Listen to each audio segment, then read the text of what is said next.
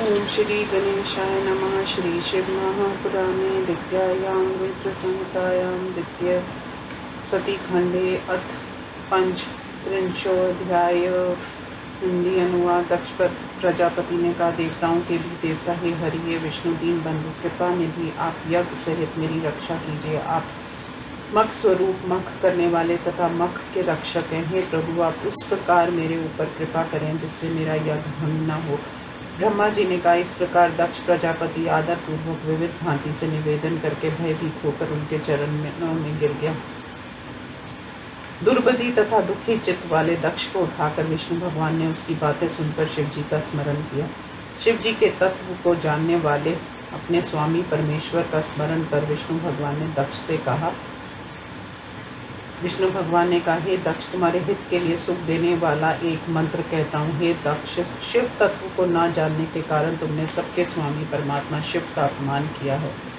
शिव जी का अपमान करने से केवल कार्य ही असफल नहीं होता है, अपितु क्षण क्षण में विपत्तियां भी आती रहती हैं। पूजों की जहाँ पूजा की जाती है और पूज्य का जहाँ पूजन नहीं होता, वहाँ दरिद्रता, भय तथा मृत्यु, ये तीनों देखे जाते हैं। इसलिए तुम्हें सभी प्रकार से शिव जी का सम्मान करना चाहिए। उनका अपमान करने से ही आज महान भय उपस्थित हुआ है। आज तुम्हारी इस दुर्नीति से हम सब प्रभावहीन हो गए हैं। मैं तुमसे सत्य कह रहा हूँ। ब्रह्मा जी ने कहा। विष्णु भगवान के उस वचन को सुनकर दक्ष चिंतित हो गया, उसका मुख फीका पड़ गया और वह चुप होकर बैठ गया। इसी बीच में शिव जी द्वारा भेजा गया अनेक गणों का नायक वीरभद्र सेना सहित यज्ञ स्थल में चला आया। कुछ गण उसके पीछे से, कुछ आकाश से, कुछ दिशाओं से और कुछ विदिशाओं से आकर घेर लिए। शिव जी की आज्ञा से शिव जी के सम्मान पराक्रमी असंख्य शूर सिंहात करते हुए वहां पहुंच गए। उनके सिंहात का शब्द तीनों लोकों में सुनाई देने लगा। धूल से आकाश तथा अंधकार से दिशाएं ढक गई। 7 द्वीपों, पहाड़ों तथा वनों सहित पृथ्वी भय से कांपने लगी और सभी समुद्र डावाडोल हो गए। संसार का विनाश करने के लिए तत्पर इस प्रकार शिव जी की सेना को देखकर सभी देवता आदि आश्चर्यचकित हो गए। वीरभद्र की सेना के इस प्रकार के विनाशकारी प्रयत्न को देखकर रक्त की वमन करता हुआ दक्ष अपनी स्त्री के साथ विष्णु के चरणों पर गिर कर बोला। दक्ष प्रजापति ने कहा, हे विष्णु भगवान, मैंने आपके ही बल से इस यज्ञ को प्रारंभ किया था।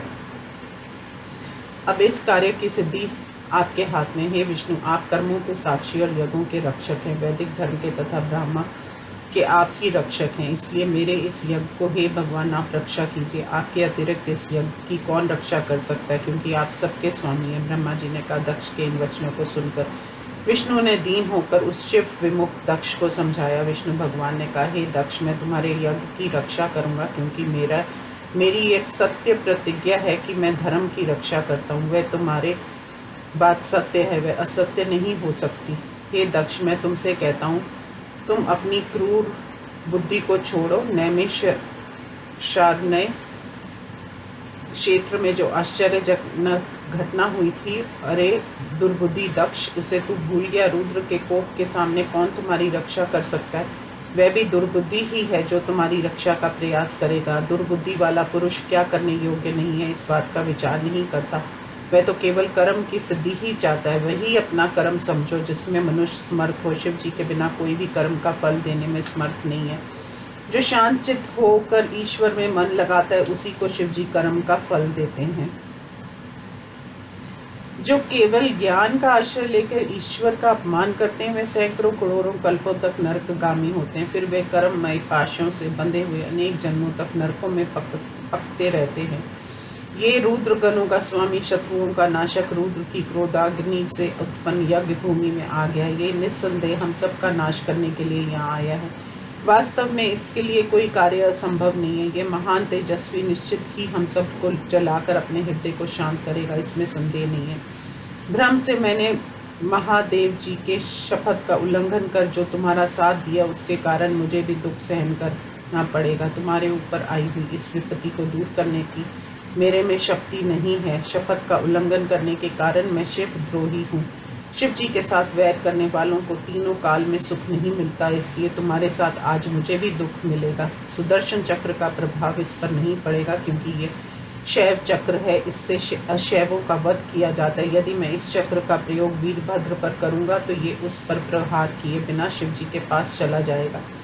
शिव जी की शपथ का उल्लंघन करके ये चक्र मेरे पास रहता है, ये उन्हीं की बहुत बड़ी कृपा है। इसके बाद ये चक्र मेरे पास नहीं रह सकता, ये आग की लपटों से व्याप्त होकर अभी वहाँ चला जाएगा। यदि हम आदरपूर्वक वीरभद्र की पूजा भी करते हैं तो वह क्रोध पूर्ण मुद्रा में होने के कारण हम लोगों की रक्षा नहीं करेगा। खेद है कि आज असमय में हमारा विनाश हो रहा है और आज तुम्हारे साथ हमारा भी नाश हो रहा है। इस समय हम लोगों को बचाने वाला तीनों लोकों में कोई नहीं है। शिव जी के साथ वैर करने वाले हम लोगों को कौन बचाएगा? मरने के बाद भी असह्य यम यातनाएं भोगनी पड़ेंगी, उन्हें कौन सहन कर सकेगा? शिवद्रोही को देखते ही यमराज दांतों को पीसता हुआ ऐसे पापियों को खोलते हुए तेल के कढ़ाओं में डाल देता है। मैं शपथ के विपरीत जाने के लिए तो तत्पर हूँ, परंतु दुष्ट के संसर्ग से होने वाले पाप से मैं कैसे छूट सकूंगा? यदि आज हम यहाँ से भाग जाएंगे तो भी शिव के गण हमें कर्षक शस्त्रों से अपने सामने खींच लाएंगे। हम स्वर्ग भूलोक पताल कहीं भी रहे, वीरभद्र के शस्त्रों की गति सर्वत्र रहती है।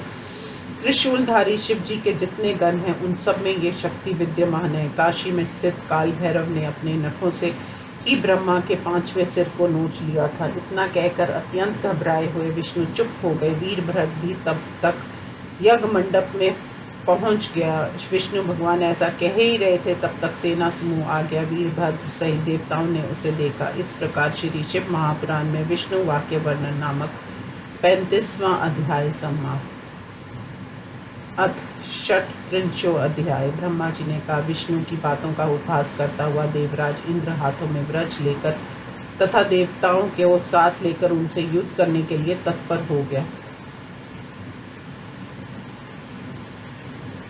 उस समय इंद्र हाथी पर, भेड़ पर, अग्नि महिषी पर, यमनाज प्रेत पर, निरृति मकर पर, वरुण मृग पर, वायु और पुष्पक पर कुबेर चढ़कर ये सब युद्ध के लिए तैयार हो गए। और प्रतापी देव समूह यक्ष चरण गुहाग अपने अपने वाहनों पर चढ़ गए। उनके इस उद्योग को देखकर मुख से रक्तपात करता हुआ पत्नी सहित दक्ष प्रजापति उन देवताओं के समीप आकर कहने लगा। दक्ष प्रजापति ने कहा, आप लोगों के बल पर ही मैंने इस महान यज्ञ का प्रारंभ किया था। महान प्रभाव वाले आप ही सत्कर्म की सिद्धि के लिए प्रमाण है। ब्रह्मा जी ने कहा। इस प्रकार दक्ष की बातों को सुनकर देवराज इंद्र सहित सभी देवता युद्ध करने के लिए निकल पड़े। तदंतर शिव जी की माया से मोहित होकर इंद्र आदि लोकपाल तथा सभी बलवान देवता उन शिवगणों के साथ लड़ने लगे। तब देवता तथा शिवगण आपस में तेज तोमर, भाला और बाणों से युद्ध करने लगे। उस युद्ध में शंख, भेरी, दुदुम्भी, पटह, डिडिम आदि बाजे बजने लगे। उन वाद्यों के शब्दों से उत्साहित होकर लोकपालों सहित देवताओं ने बहुत से शिवगणों को मार डाला। इंद्र आदि देवताओं तथा लोकपालों ने शिव जी के गणों को युद्ध भूमि से भगा दिया और भृगु के मंत्र बल से उन गणों के मन में उच्चाटन कर दिया, जिससे यज्ञ कार्य ठीक से चल सके और दक्ष प्रसन्न हो जाए। वीरभद्र अपने गणों को पराजित देखकर क्रुद्ध हुआ।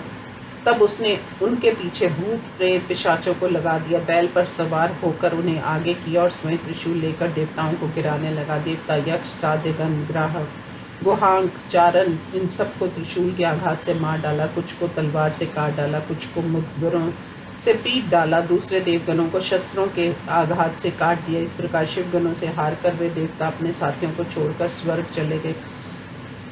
केवल उस महायुद्ध में इंद्र आदि लोकपाल धैर्य पूर्वक स्थिर रहे। वे सब इंद्र आदि देवता मिलकर विनम्र भाव से देवगुरु बृहस्पति से पूछने लगे। लोकपालों ने कहा, हे बुद्धिमान दयानिधि गुरुवार बृहस्पति, आप बतलाइए कि हमारी विजय कैसे होगी। ब्रह्मा जी ने कहा। उनके इस वचन को सुनकर शिव जी का स्मरण करके बृहस्पति ने मंदमती इंद्र से कहा। बृहस्पति ने कहा, जो पहले विष्णु भगवान ने कहा था वे सब आज हो रहा है। हे इंद्र, उसी बात को मैं पुनः कहता हूँ, तुम सावधान होकर सुनो। जो कोई सभी प्रकार के कर्मों का फल देने वाला ईश्वर है, वह भी कर्ता की अपेक्षा रखता है। वह भी स्वयं कुछ करने में समर्थ नहीं है।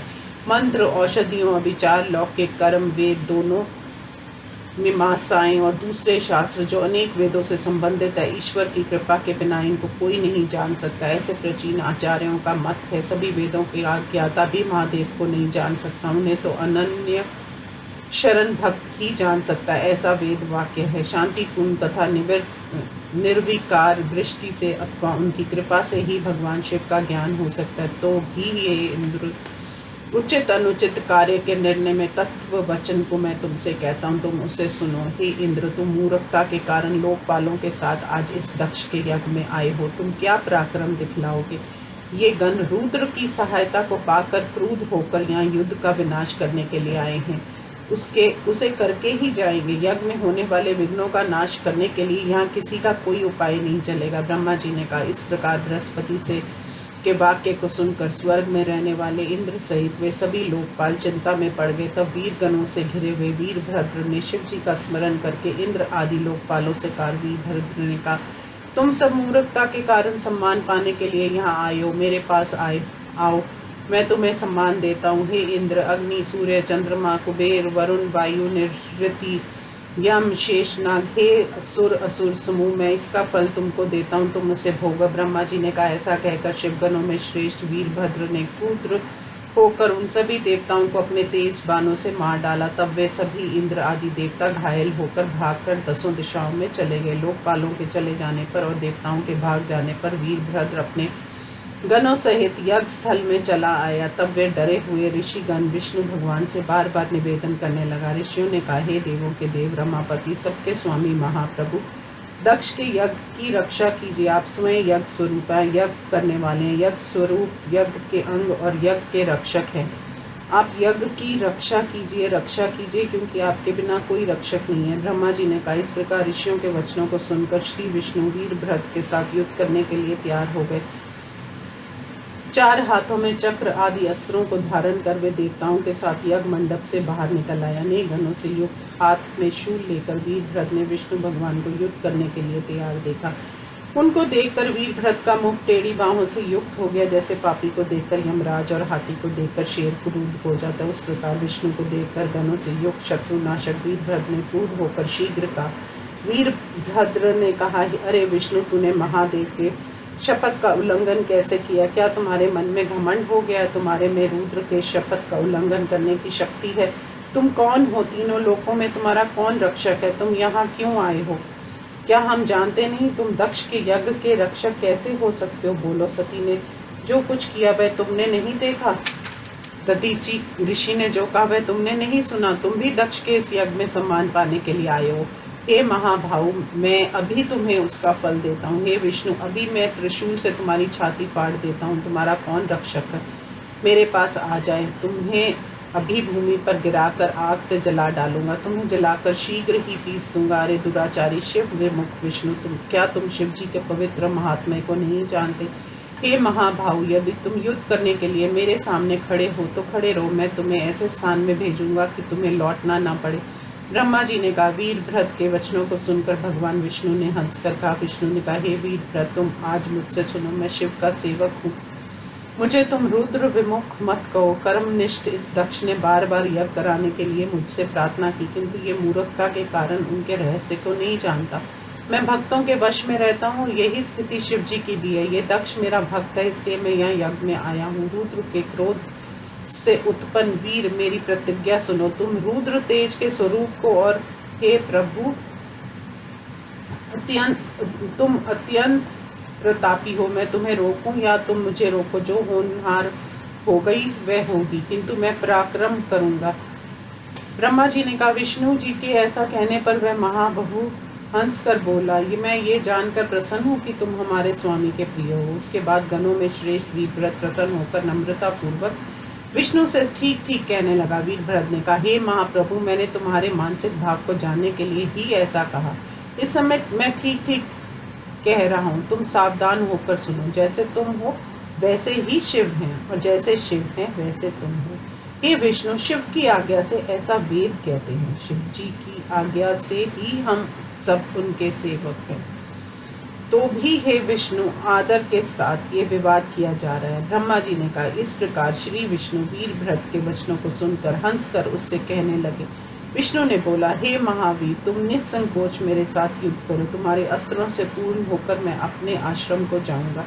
ब्रह्मा जी ने कहा। इतना कहकर विष्णु चुप हो गए और युद्ध करने के लिए तैयार हो गए। महाबली वीरभद्र ने भी अपने गणों के साथ युद्ध के लिए तत्पर हो गया।